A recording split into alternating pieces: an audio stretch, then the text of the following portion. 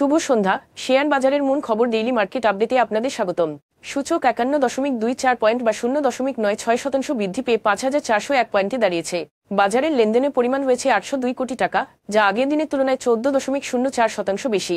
Banking খাতের ইসলামী bank, city bank ও Pabna bank, ওষুধ খাতের বেক্সিমকো ফার্মাসিউটিক্যালস এবং টেলিযোগাযোগ খাতের রবি আজিয়াতা মূলত আজকে বাজারকে ঊর্ধ্বমুখী করেছে। খাতভিত্তিক রিটার্নের ক্ষেত্রে টেক্সটাইল খাত সর্বোচ্চ 2.36% প্রবৃদ্ধি অর্জন করেছে এবং ব্যাংকিং খাত 2.01% প্রবৃদ্ধি নিয়ে দ্বিতীয় স্থানে রয়েছে। অন্যদিকে ফুড অ্যান্ড অ্যালাইড খাত সর্বোচ্চ 0.38% পতনের মুখে পড়েছে। আজকের শীর্ষ করিডর বৃদ্ধি পাওয়া প্রতিষ্ঠানের মধ্যে 6টি কোম্পানি ছিল টেক্সটাইল খাতের। Desh garments, Dulamia cotton spinning mills ও মিথুন নিটিং অ্যান্ড ডাইং আজ সর্বোচ্চ লাভ করেছে। অন্যদিকে IFIC bank, first mutual fund, Uttara finance and investments এবং লিগেসি ফুটওয়্যার সর্বোচ্চ ক্ষতিগ্রস্ত শেয়ারের তালিকায় ছিল। এসব শেয়ারের ক্ষেত্রে কোনো মূল্য সংবেদনশীল তথ্য প্রকাশিত হয়নি। হুয়াওয়েল টেক্সটাইলস, স্ট্যান্ডার্ড সিরামিক ইন্ডাস্ট্রিজ এবং দুলামিয়া কটন স্পিনিং মিলসের লেনদেনের পরিমাণ গত 3 মাসের গড় লেনদেনের তুলনায় আজ উল্লেখযোগ্যভাবে বৃদ্ধি পেয়েছে।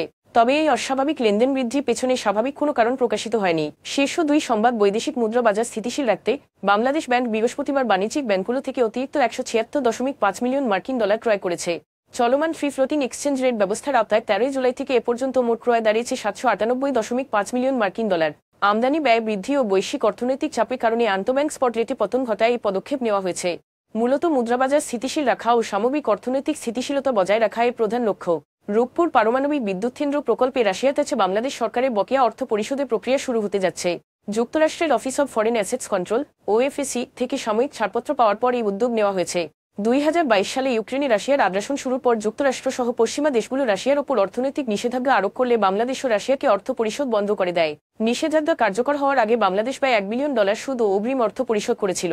নতুন এই ছাড়পত্রের ফলে দীর্ঘ প্রতীক্ষিত অর্থ প্রদানের প্রক্রিয়া শুরু হবে এবং দেশের সবচেয়ে ক্ষমতাসম্পন্ন জ্বালানি প্রকল্পে অগ্রগতি নিশ্চিত করে বাংলাদেশকে এক ধাপ এগিয়ে নেবে পরমাণু শক্তি সমৃদ্ধ ভবিষ্যতের দিকে।